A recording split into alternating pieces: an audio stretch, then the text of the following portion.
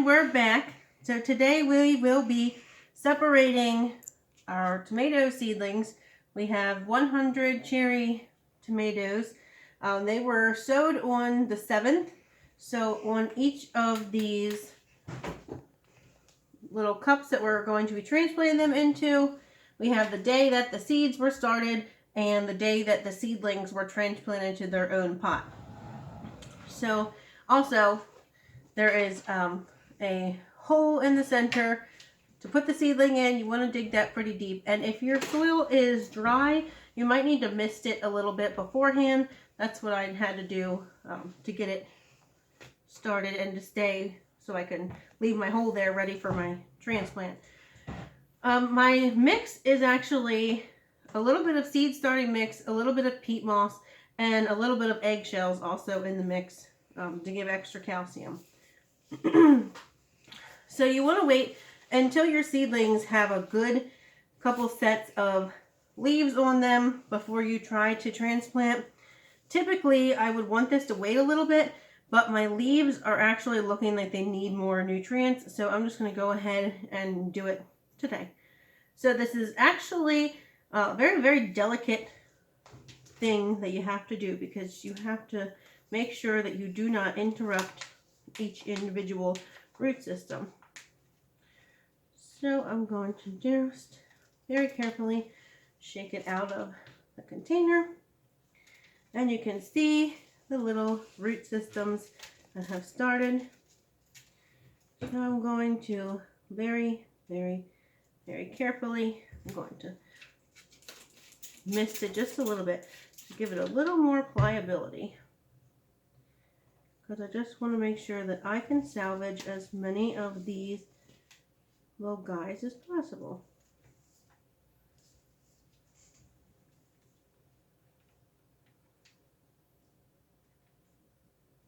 So we're wiggling him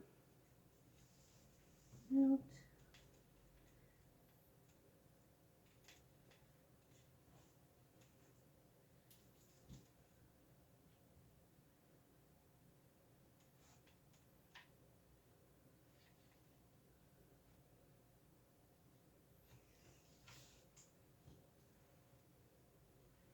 This little booger, he's got a funny root system, but you can see his little root system that comes out there. And then you want to take him and you want to bury it all the way down to the first set of leaves, if you can get it down to the first set. And then you want to fill in your hole.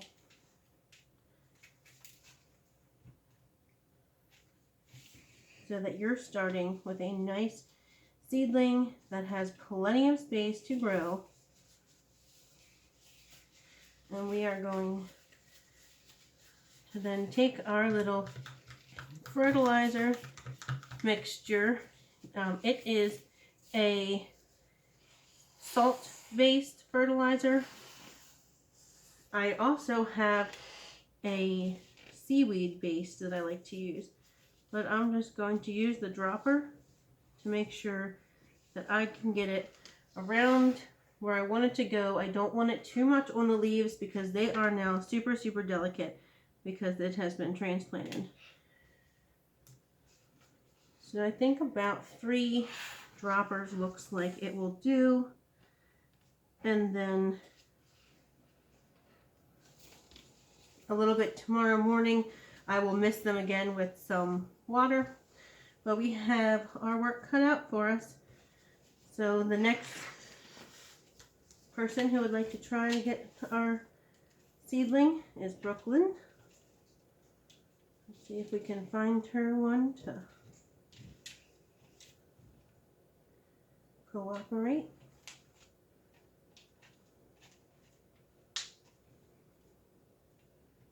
Here we go.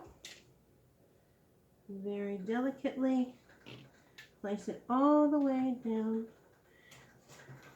and so Brooklyn's got it a little bit to the left. I'm just going to move it a little bit to the center. And add in